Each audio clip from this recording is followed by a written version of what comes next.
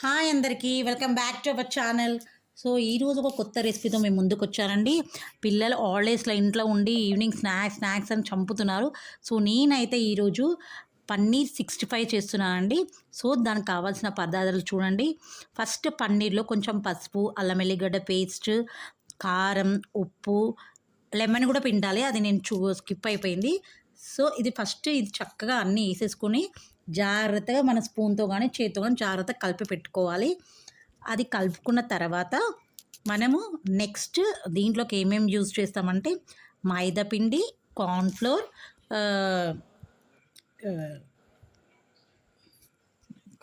So ఇగో ఇది చక్కగా చూడండి ఎంత కలర్ఫుల్గా కలిసిపోయిందో. ఇప్పుడు మనం దీంట్లో కార్న్ఫ్లోర్, మైదాపిండి, బియ్యం పిండి మూడేసి ఫస్ట్ పొడి పొడిగా చక్కగా స్పూన్తో కలుపుకోవాలి.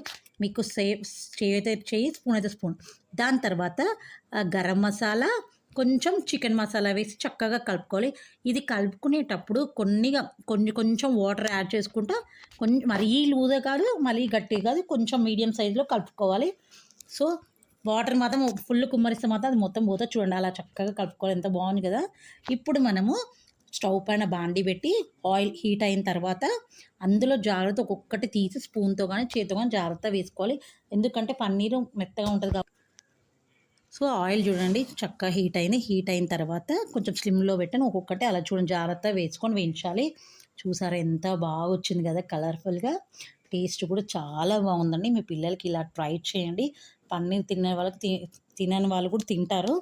సో ఇలా జాగ్రత్తగా ఒకటి అలా వేయించుకోవాలి చక్కగా. చూడండి ఎంత కలర్ఫుల్గా ఉంది చూడండి. సో మనం ఈ రెసిపీని ఇలా వేయించేసి మనం పన్నీర్ కర్రీ ఇలా కూడా చేసుకోవచ్చు. సో ఈ రెసిపీ మీకు నచ్చితే లైక్ చేసి, షేర్ చేసి, సబ్స్క్రైబ్ చేయండి.